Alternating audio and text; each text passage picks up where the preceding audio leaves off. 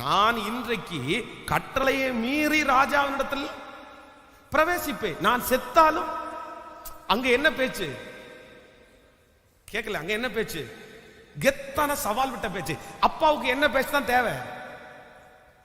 அப்பா அந்த பிள்ளைய என்ன நினைச்சிட்டு இருக்காருன்னா கோலைன்னு நினைச்சிட்டு இருக்காரு. அவர் என்ன சொல்றாரு அப்படின்னா, இத பாரு, நீ ராஜ மேன்மை கிடைச்சதை நினைச்சு நீ சந்தோஷப்படாத.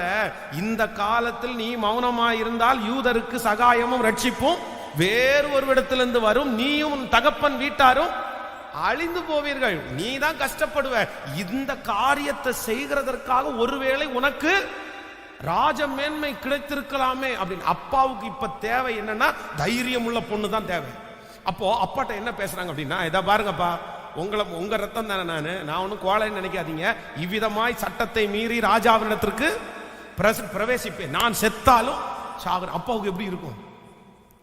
வந்துச்சுடா சிங்க குட்டி, இதான்டா என் புள்ள, என்னமோ நினைச்சிட்டு இருந்தேன், என்ன போ, இதான் எதிர்பார்க்கிறேன் அப்படின்னு.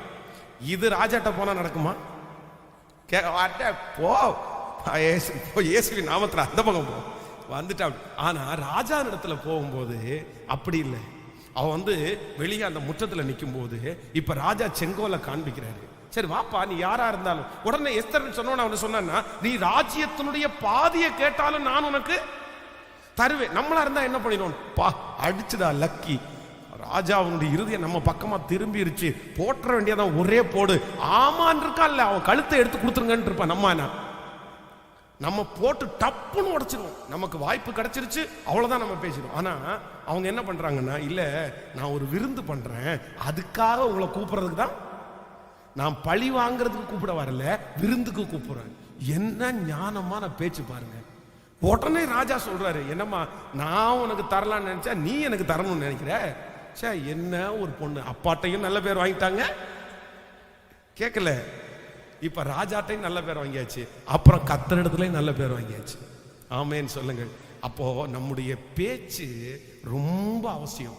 நீங்கள் வேலை ஸ்தலத்திலே ரொம்ப நாள் நல்லா வேலை செய்யணுமா, உங்களுடைய ஓனருக்கு பிடிச்ச ஒரு வேலைக்காரங்களா இருக்கணுமா, நான் நம்புறேன் உங்க பேச்சை மட்டும் நீங்க மாத்திருங்க, அந்த இடத்துல எல்லாருக்கும் முன்னாடியும் நீங்க நிறைய நாள் நல்ல ஊழியம் செய்வீங்க. ஆமேன்னு சொல்லுங்கள். எங்க அப்பா அம்மா என்னையும் எங்க அக்காவையும் அடிச்சது ரொம்ப கொஞ்சம். ஆனா எங்க அண்ணனை எங்க அக்காவெல்லாம் அடிச்சது ரொம்ப அதிகம். என்ன அப்படின்னா, வாழைக்கு தண்ணி எடுக்க போகணும்னு சொல்லுவாரு. சொன்ன உடனே எங்கிட்ட இதை வர்றா, நீ அங்க போய் இந்த வாழைக்கு தண்ணி எடுன்னு சொல்லுவாரு. எடுத்த அடுத்த நிமிஷம்